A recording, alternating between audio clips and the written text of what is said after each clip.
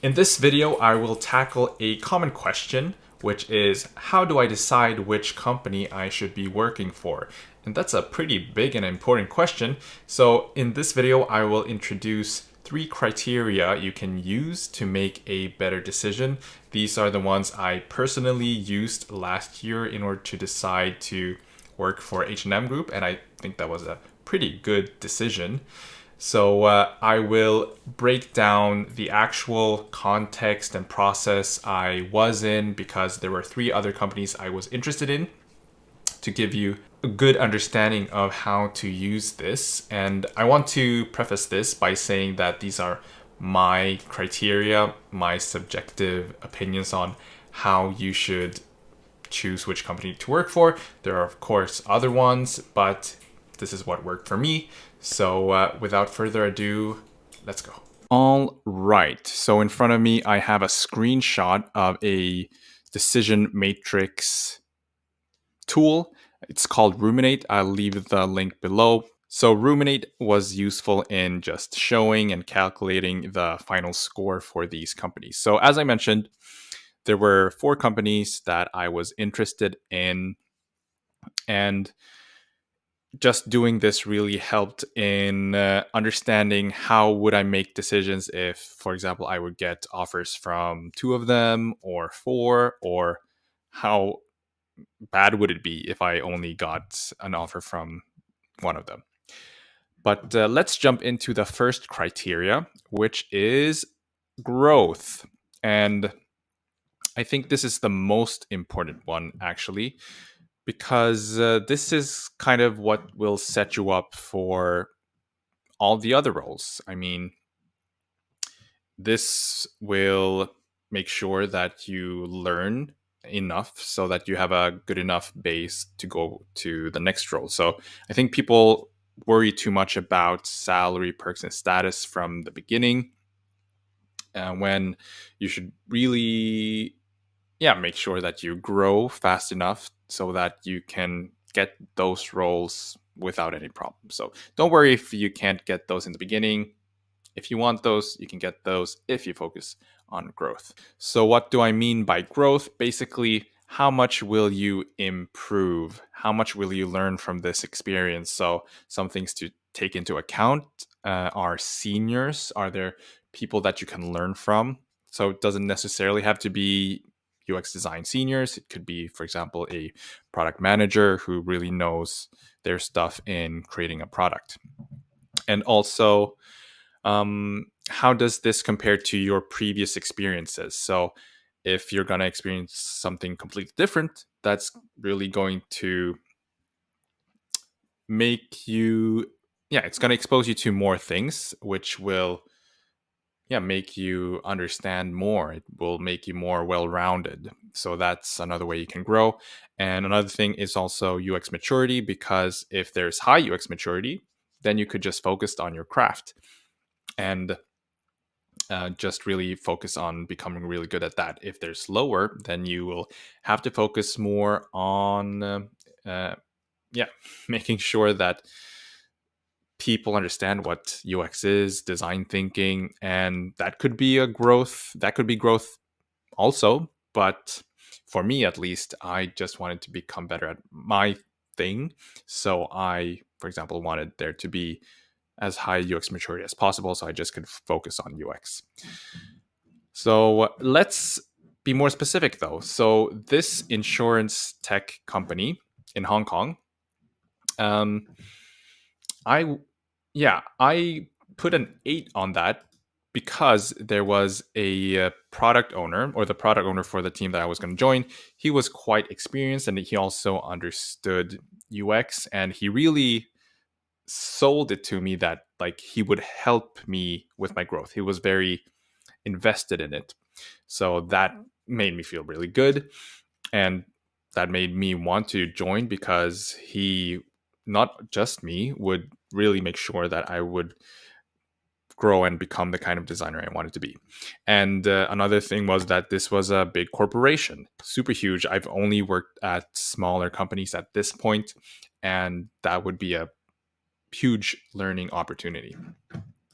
The next company was a communication scale up in the Netherlands. I put that as an 8 because there was a lead UX designer there who'd previously worked for Google for several years. So I thought that was pretty interesting. And that was pretty much it. Having that person close to me that I could learn from. Then this other company that's a productivity app in Hong Kong. I put it as a 4 because it was very similar to my other company. It was a startup and there was only one other designer and he was more focused on visual things, which wasn't really what I wanted to grow in. And finally, we had H&M Group, which gets a 9 because it had the things that I felt was lacking in my previous company, which was they had a lot of designers. At that point, they had 20. Now they have 90. But at that point, they had 20, and that's already 10 times more than my previous company. And as the insurance tech, it was a huge company. So I would be learning just from that. So that's why it got a 9. And the second criteria is interest in product. So why is that important? Basically, for me at least, the more interested I am in the product, the better I will work, the more excited I will be, the more I would invest free time in just becoming better. And that's not something you have to do, but I mean, if you're really interested, then that's fun. It's not really work. So I think it's important to be interested in the product. For me, that means what part of the customer's life does the product have? How interested is the customer in this product? Because I really want to make something that people love. I want to be something that they love using. Just I get some kind of satisfaction from that. So you can, for example, ask yourself, what space do you find interesting?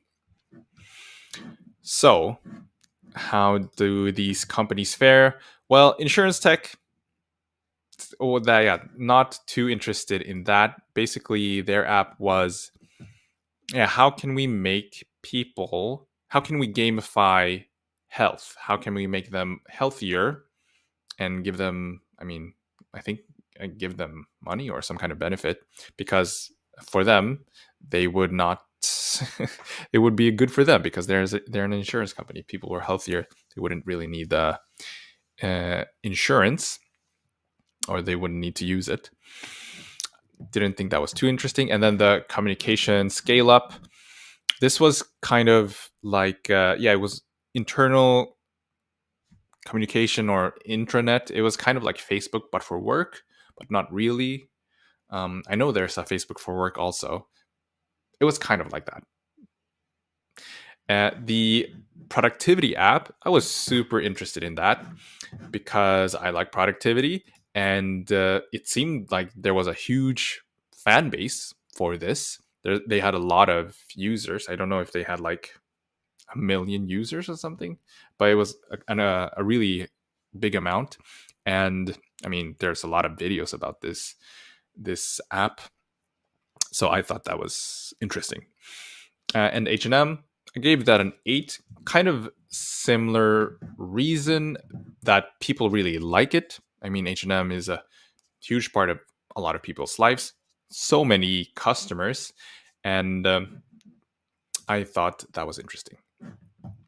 All right. And the third and final major criteria, I would say, is culture. So, company culture. And basically, will you enjoy working in that environment? So, the insurance tech, it was kind of, it was, they called it a startup within a corporate, which was kind of nice. I would, yeah, it was an interesting combination because then you would kind of get the freedom and the speed of a startup, but also the resources and the networking. and recognition of a bigger company. So yeah, solid 7. The communication scale up, I liked. It was interesting because it was a scale up. So they had this startup-y culture, and I don't remember what they said, but I definitely got that feeling. It was very flat hierarchy, just a nice friendly vibe. So that was nice. And then the productivity app, that was the best out of all of them, because I think it was a super small team. I think they had like 12 people or something at that point, and they you could work remotely if you wanted to. And yeah, that was also just a super friendly attitude, very flat. And yeah, that was just super nice. I should have taken more notes, but I just remember it was really, really nice. And then H&M Group, I think I didn't really get a clear feeling of H&M Group at that point, because I don't, yeah, I only met a few people. But yeah, it's a Swedish company, which is nice. You get 30 days vacation, and the work-life balance is really good. But then it's a big corporation, and I wasn't too sure about the culture. But yeah, solid 7. So those are the main criteria, and then I have some not as important criteria, but something that I still thought about. So I still wrote it down just to make it clear to myself what I thought was important. So one, impact I will have.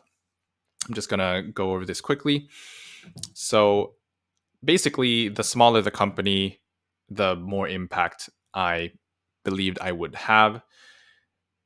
And yeah, I'm not sure if I would say it's actually a 6. I think it's higher in actuality. So all of this are just my assumptions from the start, and then you would have to try to get more information, but you make your best guess. But yeah, I want to feel like I did something, so I want to have impact. But you have to make that trade off between having impact on, and I think here I mean impact on the decisions for the product, because you can also have a lot of impact by making something that will be shown for a lot of people. But yeah, you have to make that trade off between small company and have impact on decisions versus big company and being able to affect a lot of people's lives. The third or the second less important one is name recognition. Honestly, because I worked for two smaller companies before, and I just thought it was very attractive to be part of a bigger company that other people actually know of. Well, the previous company I was at, people did know about it, but it's still smaller. I mean, if you compare it to H&M, I think it's not the same. But yeah, this insurance tech company, people knew about it, so that was quite cool. This communication, not really, but they were working with big companies, so I guess if you would work for those companies, you would know about it. Productivity, I think it's, I know I said it was 1 million people, but I think it's only a specific type of people, so it's not a household name. But yeah, H&M's definitely one. And I think the last one is city, actually, because I was working in Hong Kong at that point, and I wanted to explore. I wanted to not move back to Sweden. Basically, I think you can see it was 5 here. Now I'm in Sweden, because yeah, because you'll see that it was the best choice. But I really wanted to just explore some new place. So that's why the Netherlands, Amsterdam, got 9 points. And then Hong Kong, yeah, I still like the city, so it got a 7. More energetic than Stockholm. But let's see the final points. Yeah, so here it was clear that, okay, I should choose H&M Group. If these are the things that I find important, that's the best choice. So, yes, basically that's the video. I hope that helped. I gave you some inspiration on how to make the decision for your next company in the future. If you like this video, please give it a thumbs up. Really helps with the channel. And I'll see you in the next one. Bye bye.